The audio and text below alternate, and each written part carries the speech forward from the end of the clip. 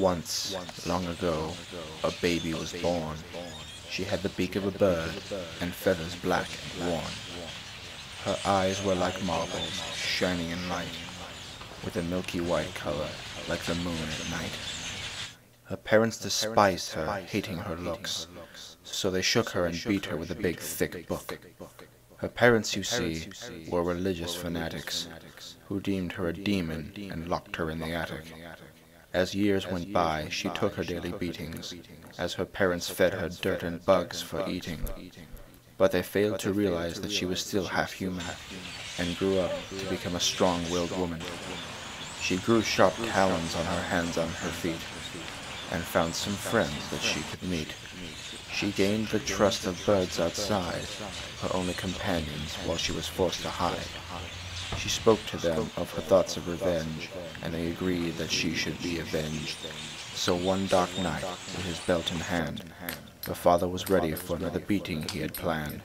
He smiled as he opened the attic door and said, "You ready for more, you little whore?" But he stopped in shock to find her not there, only regular birds from outside somewhere. Dark candles were lit in the attic all around, and all was silent. You couldn't hear a sound. "Hello, Father," said a cold voice from above. "I think it's time I gave you some tough love." And with that, the girl swooped down from the rafters and tackled the deviant man she was after. She clawed at him and pecked at his eyes. She tore open his belly, causing his demise. Screaming in pain, she tore out his liver, his entrails, his kidneys, blood pouring out like a river.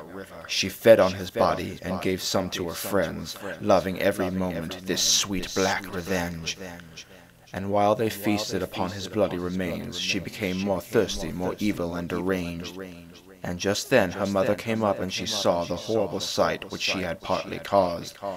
She screamed and begged for forgiveness and her life, and said, "I'm sorry we caused you so much pain and strife." But her daughter only laughed a dark cackling caw, and said, "Remember here what you just saw, for you're going to help me do it again. You'll find more meals for me and my friends."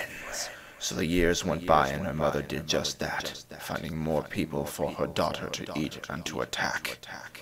Now in the present her mother is dead. Some say her daughter chewed off her head. But her birds, her friends, they are still alive, helping her live and feed and strive. So remember, my friends from far and away, if you see a raven, a pigeon, or blue jay, they may not be exactly what they seem. They could be her servants, her way of seeing. And if she finds on you a part that she likes, she'll come to your house and eat it tonight.